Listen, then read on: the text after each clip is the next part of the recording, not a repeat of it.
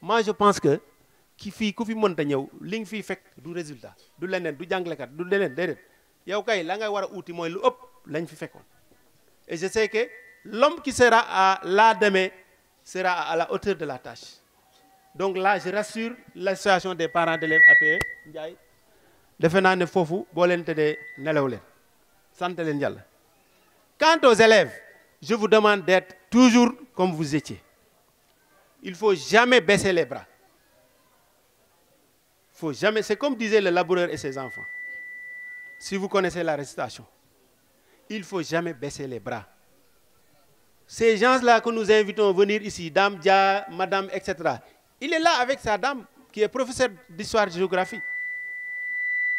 Nous les faisons venir à l'école pour vous montrer le chemin. Parce qu'aujourd'hui, peut-être d'autres peuvent penser que le chemin, c'est autre chose. Les études, ces gens sont passés par là. Et tout à l'heure, quand on lira le CV de Dame, vous allez voir qu'il a vécu beaucoup de difficultés avant d'arriver ici. C'est pourquoi nous aimerions avoir ces gens-là ici. Des hommes comme Khadim, qui est un jeune du village, qui s'investit, qui a amené ici un véhicule rempli de livres, à l'image des étudiants. Loolu bu weesoo ñu toogaat ma gis élèves yi bu ñu amee BFEM bu ñu demee Diourbel problème mu logement la ñu am loolu Dame dina ci ñëwaat parce que bokk na ci CVM bi kii boo gisee ñu indi ko fii dañoo bëgg ngeen roy ci ñoom ñu mel ni bu leen waxee fi mu jaar bu egsi fi mu nekk nii yéen di ngeen góorgóorlu ñu créer ma ne monsieur le maire yow tu étais le directeur de l'enseignement moyen secondaire li mën a nekk mooy yow nga jàppale ñu am personnel wala nga jàppale ñu pousse ñu am lycée mu ne est-ce que principal vous avez les professeurs qu'il faut ma ne ko sama professeurs yi loo leen jox ñu jàngal ko ma ne ko loo jox sama professeurs yi dinañ ko jàngal mu ne kon xayrun bindal ma bind jox ko mu def ci ay tànk ay jéegoom ñu jàpp ci ñëw IA bañ koy signé boobu période Covid bi la woon coronavirus bi damaa ñëw IA ne ma duma ko signé parce que mënumaa signé période corona ay création lycée ma ne ko ah waaw d'accord comme noonu la amul problème j'ai reculé j'ai appelé le maire il était à Dakar ma ne ko monsieur le maire il faut parler avec le directeur de l'enseignement moyen secondaire la demande risque d'être rejetée parce que IA neen du ko signé minute qui suit mu ne ma Diouf va se rendre dans le bureau de l'IA il va signer ça dama dugg mu signé ko ma gën indi ko ñëw association des parents d'élèves PV la laaj ak liste ñi nga xam bëgg nañ lycée am bu ñu déposé man dama toog je pense qu'ils étaient dans une réunion à l'SPR Abdou Diouf ñu woo ko moo ma woo ne ma principal ma ne ko waaw mu ne ma ah yàlla def na sa demande ba de jàll na ma ne ko ah mu ne maa ngi lay envoyé arrêté bi WhatsApp il m'a envoyé l'arrêté qui a créé le lycée c'est pour vous dire que voilà des hommes qui sont dans la localité et qui sont prêts à tout pour que seen doom yi dootuñ dem ci biir dëkk yi di sonn parce que imaginez nga am sa doom bu góor jigéen di moins joxe ko njaareem muy jàng nekk si kër am na ñoo xam dañuy jël élèves yi jigéen ñi def leen bon lañ leen di def soo wàccee yaay togg yaay raxas yaay def lépp vous pensez que là c'est important non loolu baaxul loolu tax ma ne xale yi nañu yeewoo seen kër yi ñëw jàng si xanaa ku jóge nag yeewu sa kër sukk ñaan sa papa ñaan la ak sa baay boo ñëwee examen xanaa loo ñàkk chance boo amul premier tour sax nga am deuxième tour man leen fii nag élève dootu fi gën tant que amu leen bac daaw élèves yi ñëw ren élèves yi yëpp fàq ñëw man ne léegi au terme tous les élèves vont revenir léegi nag ñëw nañu problème am na ci école bi parce que li ñuy wax ñaan bu nangoo sonal borom yéen ñi nga xam ne doomu dëkk bi ngeen nekk ay acteurs de développement nekk di liggéey ci dëkk bi di def li ngeen mën ak ñi gérer commune bi jàpp leen ci ñu amaat ay yeneen salle de classe. Et l'excellence vous élève vers des hauteurs et vous place au sommet de la pyramide. Et pour évoquer Cheikh Hamidou Kane dans ses propos qui dit l'excellence se conquiert par l'effort permanent, la solitude, les contraintes, les privations et surtout par la lutte contre cet extérieur agressif. Fin de citation. Je suis persuadé comme Nelson Mandela que l'éducation est le grand moteur du développement personnel. C'est par l'éducation qu'une fille du paysan devient médecin, que le fils d'un mineur peut devenir directeur de la mine, qu'un enfant d'ouvrier peut devenir président d'une grande nation. Distinguer autorités et personnes de bonne volonté Je ne saurais terminer sans vous faire part de la situation actuelle de notre établissement. En effet, notre école souffre d'un déficit de salles de classe et de tables-bancs.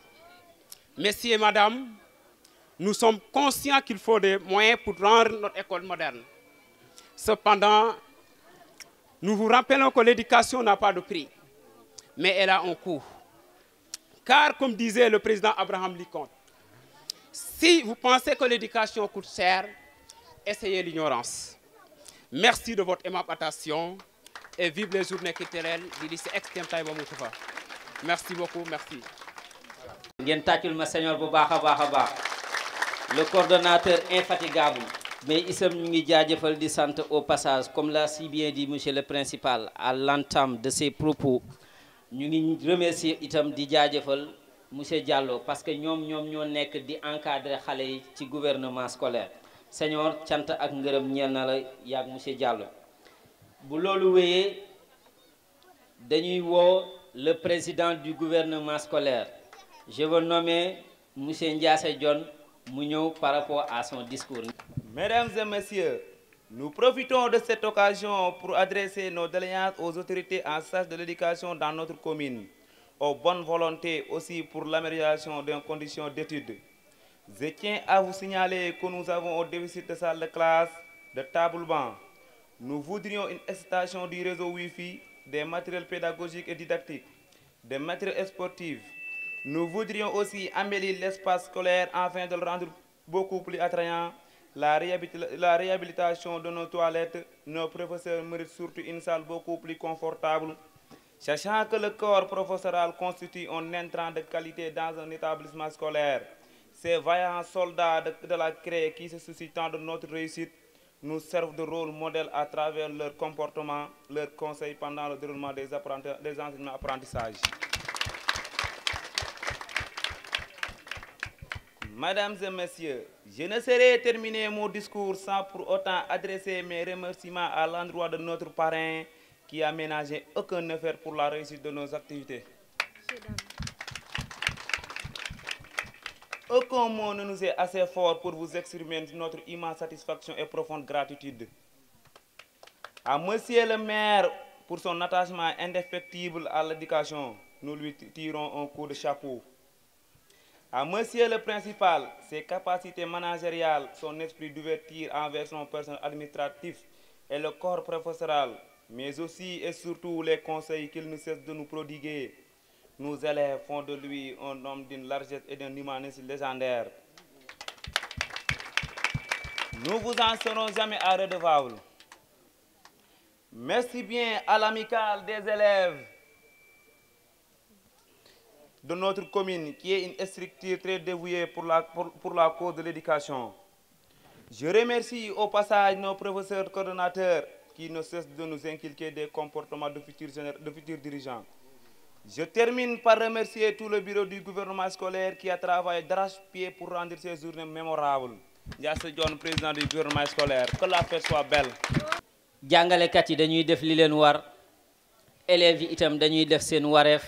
waaye yenn saa yi nga gis ay bonne volonté ya nga xamante ni ñu nekk des fils de la communauté buñ ci dugalul seen loxo dina am ya nga xamante ni dana des gannaaw. Ci loolu la ñu bëggoon jox kàddu gi Khadim Sey, le représentant du maire Ibrahima Ndour. ngeen tàccu Khadim bu baax a baax a baax. di wax ne fii nag tey xalaatuñu woon sax jël fi kàddu, dañuy dalal rek ki nga xamante ni mooy parrain bi, parce que comme ni ñu ko waxee tey ki fi nekk ak monsieur le maire benn lañ, ay mag ak rakk lañ.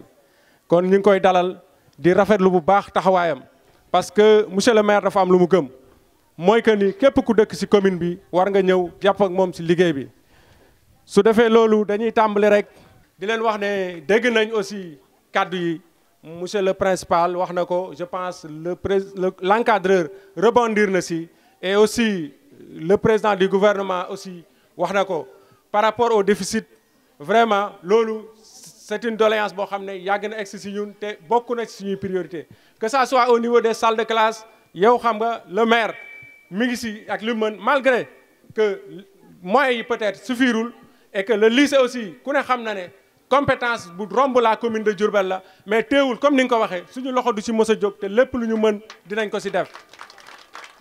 Par rapport au logement administratif je pense que ni loolu aussi c'est une préoccupation. Les conseils yi nga xamante ne nii ñi ngi sur place xam nañ ne suñu première réunion d'orientation sax loolu mooy priorité bi pour que ñi fiy ñëw war a jàngal suñu xale yi ñu nekk dans des conditions yoo xam ne dinañ mën a def seen liggéey ni ñu ko bëggee. Et loolu aussi bokk na ci priorité yi nga xamante ne nii le conseil municipal de la commune de Taïba moom la teg ci kanam incha allah dinañ ci jëm suñu kéemu kattan di leen féliciter di leen encourager di leen wax ne la commune sera toujours à vos côtés malgré que peut-être ak nit ñu tënkee du suñu compétence mais dañu jàpp ne commune bi moom ci suñu suuf suñuy doom ñoo nekk fii et que l'éducation est une chaîne. Nous ne pouvons pas aider et accompagner l'école primaire et préscolaire et laisser le collège et le lycée. Donc day nekk benn chose boo xamante du am continuité. Nous allons à la fois aider du primaire du préscolaire jusqu'à l'université. Les étudiants en connaissent quelque chose et inchallah noonu lañ koy continuer. Di remercier ñëpp di sant ñëpp di ñaan que fête bi jeex ci jàmm di wax rek principal fi nga jëm aussi yàlla na fa yeneen promotion fekk ba li nga yéene ci je ne parlerai même pas de Diourbel ou bien mais du Sénégal et du monde entier nga mën ko réaliser. Vraiment merci à tout le monde merci. waaye ngeen tàccul ma Khadim Sey bu baax a baax ngeen tàccu ko bu baax a baax waaye dañuy woo le président de l'amicale des élèves et étudiants ressortissants de la commune de Taïba Moutoufa mu ñëw yëkkati ay kàddu waaye ñu seede foofu benn mbir dañu fa jaar fa jaaraati fa jamono ñuy nekk université parce que boo déggee ñu ne université waa ji tënk na ko ci anam bu gàtt. Nous devons être unis vers la cité wax fa dëgg yàlla depuis suñu collaboration ak yéen étudiants yi nga xamante ni ñoo bawoo ci gox bi ak li wër gox bi Taïba Moutoufa wax fa dëgg yàlla boobu ak léegi ñu ngi dugal seen loxo ci li gën a mën a yéwénal njàngum xale yi fii ci école bi ndax dañuy yëkkati seen xaalis di ci jënd ay œuvre di jënd ay prix fête de l'excellence bu amee wala week-end culturel yi ñoom bu boobaa ñu ñëw itam dugal ci seen loxo di leen wanne wax fa dëgg yàlla prix yi ngeen di gis nii ak diplôme d'honneur yeeg yooyu étudiants yi ñoom ñoo ko defar ñëw ne itam ñoom ils sont des fils de la communauté mënuñu ñëw fête bu ni mel avec une haute envergure ñu toog ñu ne ñoom duñ ci dugal seen loxo ci loolu laa bëggoon ngeen tàccul ma lu bu baax a baax le président mu ñëw yëkkati ay kàddu ci wàlloo bismillah. Où que nous soyons, quoi que nous fassions, rappelons-nous aux papas, aux mamans qui sont à la maison espérant le succès de leurs enfants. Mes chers parents, sachez que vous avez un double rôle dans l'éducation des enfants. Ce sont l'accompagnement ou l'encouragement, la surveillance ou le contrôle, ce qui vous amène à compléter votre part de l'éducation de l'enfant. Du coup, l'abandon incessant et les mariages et grossesses précoces des enfants devront être vos principaux combats. Ce phénomène qui gangrène l'éducation de l'enfant d'une part et influence les autres d'autre part, tout de même, nul n'ignore que les conditions sont difficiles, mais ne doit pas être une chaise des paresseux, car beaucoup l'ont tenté et l'ont réussi, donc pourquoi pas vous, chers amis. Tant bien que mal, nous appelons tous les acteurs, les autorités, les bonnes volontés, les parents et les étudiants, les enseignants et les élèves, tout autour de cette question pour trouver une solution favorable et applicable en commençant par le maire de la commune qui est notre intermédiaire de l'État et qui fait toujours des efforts pour l'éducation. Nous revenons auprès du maire, lui demander d'aider encore les élèves, les étudiants surtout de la commune en faisant une augmentation de la subvention de l'amicale qui regroupe tous les étudiants et les élèves de la commune. Nous l'attendons et nous espérons aussi que cette année ça va augmenter. Nous appelons aussi toutes les autorités et les dignes fils et intellectuels de la commune d'ici et d'ailleurs. Dans cette même logique, nous lançons un appel à tous les maires des 12 communes du département de Diourbel et le président du conseil départemental de venir soutenir l'amicale départementale qui regroupe les 12 communes du département de Diourbel qui est à Dakar. C'est le meilleur école de l'établissement avec une moyenne de 17,44. Ngeen tàcc ko bu baax a baax.